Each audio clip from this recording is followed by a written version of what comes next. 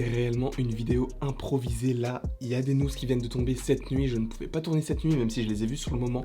Mais là, je vais pouvoir vous faire une vidéo en rapport avec toutes ces news. Un petit condensé, mais il y aura deux vidéos différentes. Il y aura une vidéo en rapport avec les news de Star Wars et une autre news par rapport à tout ce qui se passe autour du MCU. Oui, j'ai la voix un petit peu du matin parce que je tourne cette vidéo à exactement 8h45. Alors je commence par dire que dans cette vidéo, ce ne sont que des rumeurs. Rien n'est confirmé, mais ce sont des très grosses rumeurs, donc il y a possible que ce soit possible.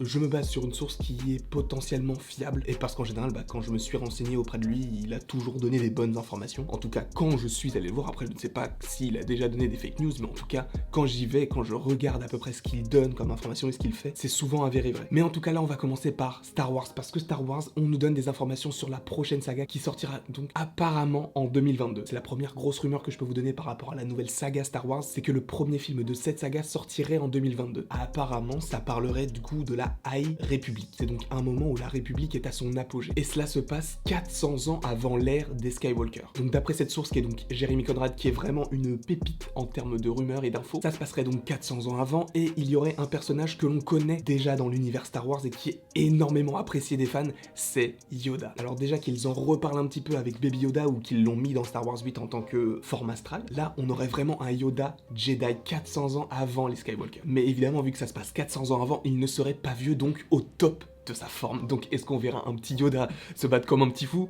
J'espère. Et il est également mentionné la règle des deux. Alors je me suis renseigné, qu'est-ce que la règle des deux? C'est tout simplement le fait qu'un Sith doit être accompagné d'un apprenti. Le Sith lui apprend la force et l'apprenti, lui, son objectif c'est de tuer son maître. Et je me suis aussi renseigné, ça a été établi par un personnage qui s'appelle Dessel. Et justement, Jeremy Conrad en parle de ce personnage parce que Dessel devient Dark Bane. Et Dark Bane, c'est un seigneur Sith qui a donc instauré la règle des deux et qui serait donc le grand méchant de cette nouvelle saga. Il y a beaucoup d'informations. Après, est-ce que tout est vrai? Évidemment, ce ne sont que des rumeurs, donc c'est à prendre avec des pincettes. Mais voilà en tout cas ce que je pouvais vous dire par rapport à Star Wars. Et oui, une dernière petite information qui est donc la plus grosse information, c'est que ce n'est pas une trilogie. Alors quand j'ai lu ça, je me suis dit bon, c'est un petit peu étrange quand même, parce qu'en général, Star Wars fait des trilogies, donc ça ne peut pas être qu'un film, sachant qu'ils parlent de saga. En fait, à partir de 2022, ce qu'ils vont faire, c'est qu'ils vont faire un Star Wars Cinematic Universe. C'est-à-dire qu'il y aura plein de films qui seront interconnectés un petit peu comme la phase 1, phase 2 ou phase 3 du MCU, sauf que ce sera dans l'univers Star Wars. C'est-à-dire qu'il va y avoir plein de films différents, mais qui vont s'interconnecter. Ça, c'est peut-être ce qu'on a déjà vu avec Star Wars, mais là, c'était vraiment lié au Skywalker. Là, c'est vraiment lié à tout l'univers de Star Wars,